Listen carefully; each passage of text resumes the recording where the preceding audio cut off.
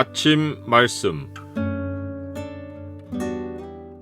오늘 본문 말씀은 예레미야 30장 12절에서 24절입니다.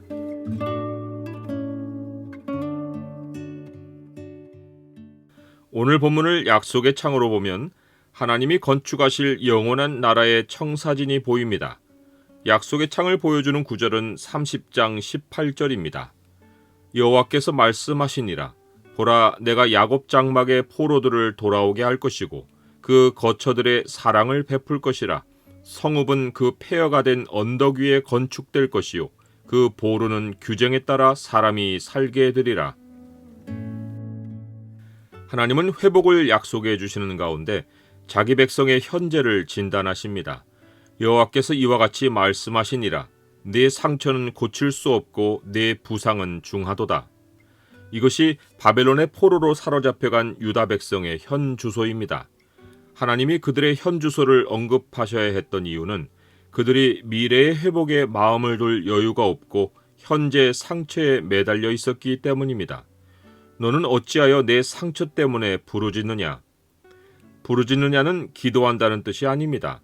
하나님 백성이 고통에만 눈을 두고 울고 있다는 뜻입니다. 그들이 정작 괴로워해야 하는 것은 자기들의 악행과 죄입니다. 그러나 그들은 자기들의 상처만 보고 그것을 빨리 고칠 길만 찾고 있었습니다. 하나님은 그들에게 결론부터 말씀하십니다. 내 송사를 처리할 재판관이 없고 내 상처에는 약도 없고 처방도 없도다. 매우 잔인한 말로 들릴 수 있는데 하나님은 자기 백성이 이런 결과를 맞게 된 배후에 사실상 하나님의 잔인한 징계가 있었음을 인정하셨습니다. 내 악행이 많고 내 죄가 많기 때문에 나는 내 원수가 당할 고난을 받게 하며 잔인한 징계를 내렸도다. 이로보건대 우리가 어떤 고통을 당할 때 해결책은 하나님 외에 없습니다. 주변을 돌아보며 내 사정을 알아줄 사람이 있는가 하고 찾아도 세상 현실은 나를 사랑하던 자도 다 나를 잊고 찾지 않습니다. 사람이 자기가 당한 고통을 한탄하며 하나님이 잔인하시다 하겠지만 실로 잔인한 것은 사람이고 사람들이 보이는 매정함입니다. 사람들은 오히려 약해진 사람을 잡아먹고 탈취하며 노략질합니다. 빚을 지고 갚지 못한 경험이 있는 사람은 이 말뜻을 잘 압니다. 사람이 고통을 당하는 것은 회개가 필요할 때이지 과거에 매이거나 현재를 한탄할 때가 아닙니다. 그런데 참으로 하나님이 자기 백성의 아버지이신 것이 여기서 나타납니다. 자녀는 자기가 잘못해서 매를 맞아도 자기 잘못을 인정하지 않고 부모를 원망하며 울다가 잠이 들곤 합니다. 부모가 보아도 도무지 자녀가 스스로 깨달을 여지가 없어 보이면 매를 더 대기보다 거꾸로 위로하고 달래는 방식을 사용합니다. 이 방법의 원조가 하나님이십니다. 이것이 호세아 선지자가 보여준 하나님 모습이고 본문에도 이 하나님의 모습이 나타나 있습니다. 호세아서에서 하나님은 그러므로 보라, 내가 그를 타일러 거친 들로 데리고 가서 말로 위로하고 거기서 비로소 그의 포도원을 그에게 주고 아골 골짜기로 소망의 문을 삼아주리니 그가 거기서 응대하기를 어렸을 때와 애굽 땅에서 올라오던 날과 같이 하리라 라고 하십니다. 하나님이 자기 백성을 데리고 가서 타이르고 위로하신 장소는 거친 들입니다. 징계 없이 위로만 있는 것이 아님을 알려줍니다. 하나님은 유다 백성을 예루살렘에 그냥 두고 거기서 징계하고 거기서 위로하지 않고 바벨론의 포로로 끌려가게 하셨습니다. 그러나 거친 들로 데려가신 하나님은 징계의 자리에서 포도원을 약속하고 죽음의 골짜기를 소망의 출발지로 삼게 해주십니다. 호세아 선지자는 이스라엘이 거친 들에서 하나님께 응대하기를 어렸을 때 같이 할 것이라고 했습니다. 이는 이스라엘이 다시 어린아이의 모습으로 돌아올 것이란 뜻도 되지만 징계를 받아 맞아도 자기 죄를 깨닫지 못하는 어린아이에게는 부모가 무서운 매보다 위로와 소망으로 징계를 마무리하듯 하나님이 그렇게 하시겠다는 약속이기도 합니다. 본문에서 하나님이 이스라엘 백성을 달래시는 방식도 그들을 더 책망하기보다 두 가지로 소망을 주십니다. 하나는 원수가 그들에게 행한 대로 갚아주시겠다는 것입니다. 사실 이것은 백성을 달래는 방식을 떠나 하나님이 세상을 운영하시는 방식입니다. 사람이 자기 행위의 열매를 먹는 것입니다. 악이 악인을 죽일 것이라 의인을 미워하는 자는 벌을 받으리로다. 다른 하나는 사람들이 하나님 백성을 보고 그들이 쫓겨난 자라 하며 놀리고 시온을 돌보는 자는 아무도 없다고 조롱하였기에 하나님이 그 말을 듣고 자기 백성에게 내가 너의 상처로부터 새살이 돋아나게 하여 너를 고쳐주리라 라고 약속하시는 것입니다. 마치 부모에게 체벌을 당한 아이에게 주변 아이들이 찾아와서 너는 남의 자식인가 보다 하고 놀릴 때 부모가 그 말을 듣고 자기 자녀를 갑절로 돌보아주며 더 없는 사랑을 확인해 주는 것과 같습니다.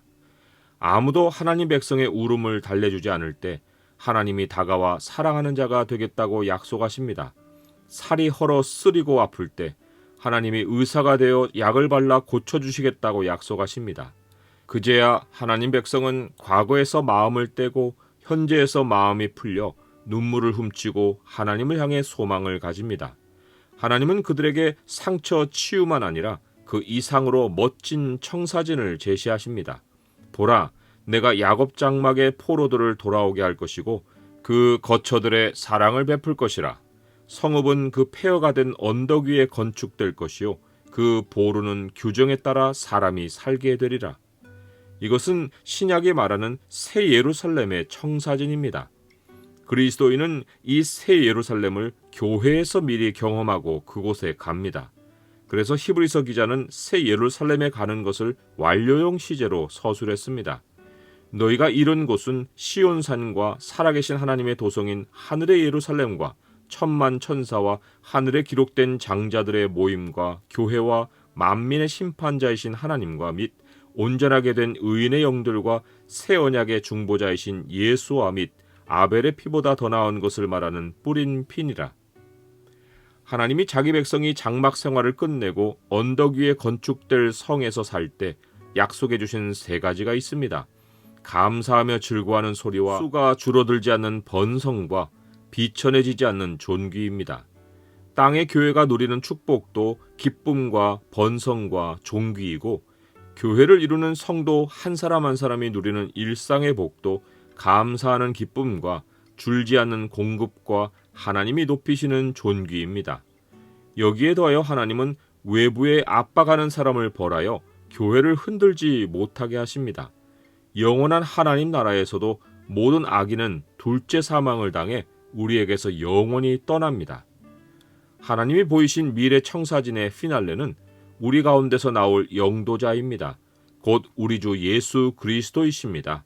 바벨론 포로에게는 미래의 사건이지만 우리에게는 예수 그리스도께서 통치자로서 지금 우리와 함께 하십니다. 누구도 하나님 아버지께 가까이 갈 사람이 없었지만 예수 그리스도는 십자가를 지고 담대히 하나님께 가까이 가셔서 우리가 하나님께로 담대히 나아갈 길이 되셨습니다. 예수 그리스도를 바라본 구약 백성이나 그 소망을 현실로 가진 우리나 모두 주 예수 그리스도 안에서 하나님의 백성이고 하나님은 우리들의 하나님이십니다. 이제 역사에 남은 것은 악인의 머리 위에서 회오리 칠 여호와 하나님의 진노입니다. 지금은 악인들이 권세를 휘두르고 세상을 휘젓고 있어 하나님이 그들을 심판할 날이 올까 싶지만 하나님은 말씀하시길 여호와의 진노는 그의 마음에 뜻한 바를 행하여 이루기까지는 돌이키지 아니하나니 너희가 끝날에 그것을 깨달으리라 라고 하십니다. 역사가 마지막을 향해 치닫는 때에 우리는 폭풍과 회오리 바람 같은 하나님의 노여움이 일어나는 것을 보게 될 것입니다. 실로 우리는 무서운 환난의 때를 목격할 것이나 그때가 우리에게는 구원의 날입니다. 하나님의 구원 청사진은 세상 역사를 향한 우리의 담대함입니다. 우리의 통치자이신 주님이 우리와 함께 끝날을 향해 소망으로 나아가시고 그날 이후 영원한 세상으로 우리가 안전하게 넘어가게 하실 것입니다. 주님은 우리가 육의 장막을 벗고 폐허가 된 언덕 위에 건축된 성으로 들어가기까지 우리를 인도하실 것입니다. 영원한 미래가 있는 우리는 바벨론에서 울지 않습니다. 우리가 눈물을 보일 분은 우리의 기쁨과 번성과 존귀의 근원이신 하나님이십니다.